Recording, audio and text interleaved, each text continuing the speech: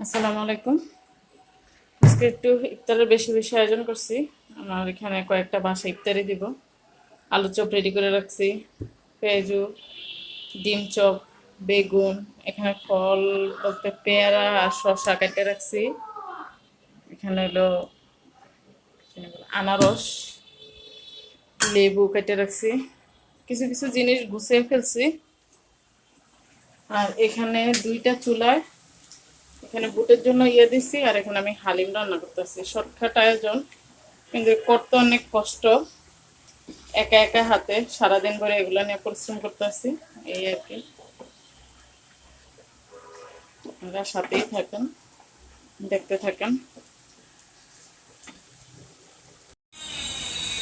সবার বাসায় ইফতার দিয়ে দিছি যেভাবে প্লেট সাজিয়ে।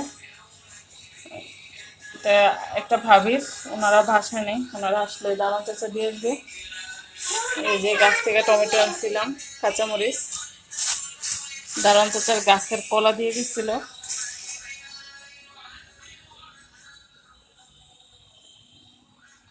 এই যে অপচিষ্ট এইটুক আছে। 5 বাসায় দিছি আজকে ইফতারি।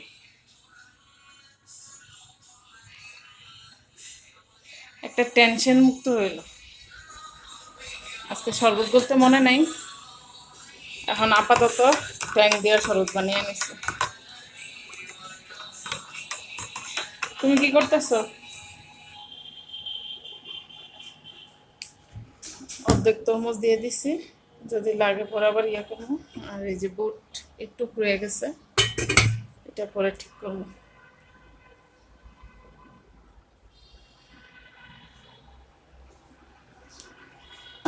এই যে হালিম, হালিম এইটুকু আছে, হালিমও শেষ।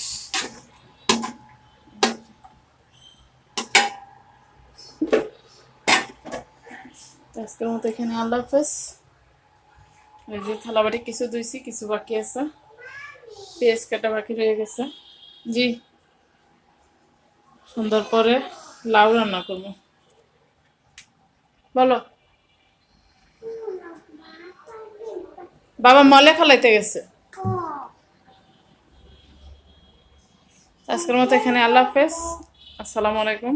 আমার আল্লাহ হাফেজ দাও।